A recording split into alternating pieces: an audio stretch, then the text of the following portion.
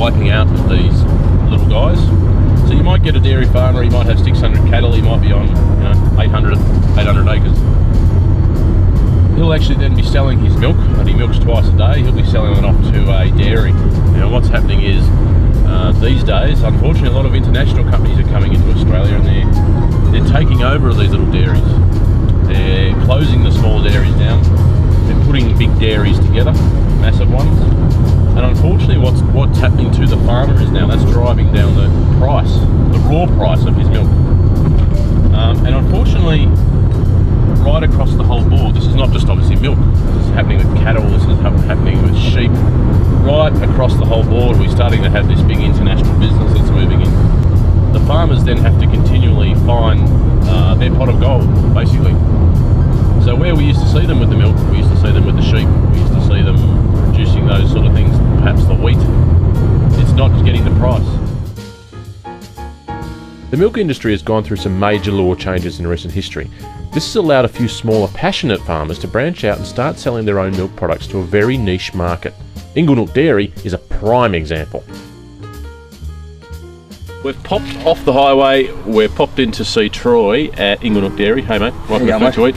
Thank you. So you've got this stunning little dairy down here in Dunstan. Tell us a bit about how it evolved. It was probably about 3 years ago. We were sitting around and decided that that the dairy needed to value add. So Right. we thought to ourselves, well, we've got a product, and we found there was a fair few people coming to the dairy trying to source the raw milk to get it back to where it was. That sort of rang a few alarm bells, and we thought, well, we might as well, we've got the good product, so we'll put it in a bottle and process it. How much milk would one cow produce here at Inglenook a year? On average, probably about 7,500 Wow, a year. Yeah. that's a lot of milk, isn't it? It is. So obviously then you've built your own dairy. Yep. How many bottles would you go when you're doing there? It must be pretty full on. Yeah, we're processing currently a bit under 4,000 litres at the minute. Right. That's only once a week, but we're planning on stepping up production in the next couple of months. We wanted to get our product right, get it on the shelves, Yeah. really understand how we could market it. We want sort of the niche market where we don't want to put it out there and have it basically everywhere, because we know we've got a good product, so that's how we want to keep it nice and neat in a small operation. Do you think a lot of your product's going to be supplied around the Ballarat area? Yeah, Ballarat's supported us, yep, and we've also found that a lot of people in Melbourne are really getting behind us as well. Oh wow, that's great. They find the product, really nice. We're getting a lot of good feedback from Melbourne. Yeah, and a lot of restaurants in Melbourne seem to like our cream, because it's natural and we don't add gelatin and additives to it. So yeah, we found a really good market for that. So talking about big business, have you found it difficult to compete against the big dairy guys? We have, and we sort of haven't tried either, because we figure that our product is a niche market and it is a quality product. So we sort of figured that we'll stick to a high boutique end of the market and try not to compete with the big guys, because at the end of the day we just can't. So we decided not to even try. And I suppose you can see your beautiful environment which your cows are coming from. They're out in the back paddock here, just chilling out eating grass. Yeah, 50 metres away from the factory. So yeah, that's amazing, isn't it? So you can tell that you're going to be getting fresh all the time. Yeah, exactly. Yep, and we do all our on-site testing as well. So that's all in-house, and we also send it off for once a month for external testing. So the milk's basically comes straight into the factory here, Troy?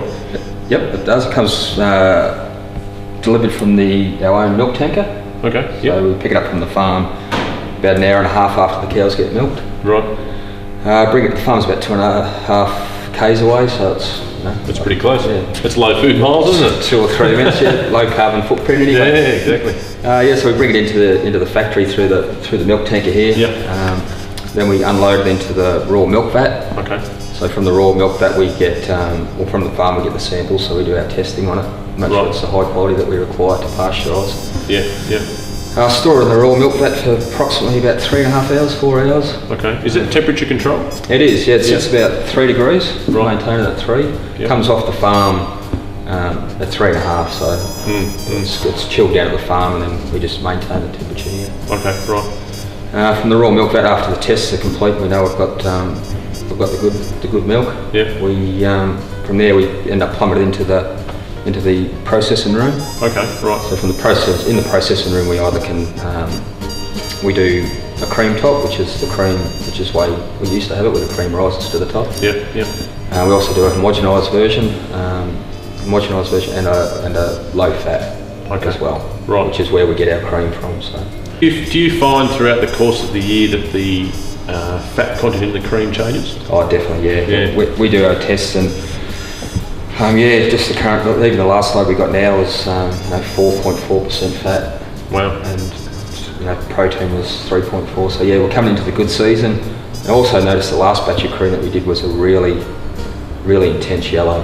Really? So it's a little bit difficult to get your customers to realise that because we don't standardise our product and we keep it as natural as possible, there is fluctuations in colour and consistency due to the season. So yeah, exactly. And that sort of makes it sort of hit home that that is a product that is natural, that we can't change. I think what really impresses me about this setup is the low amount of time that it's actually on the road.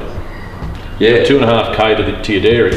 Yeah. And it's here, you're processing it on site, and then it's basically going out. So if you're living in Ballarat or this area, you're potentially looking at that your products travel no more than 10 or 15 kilometres really.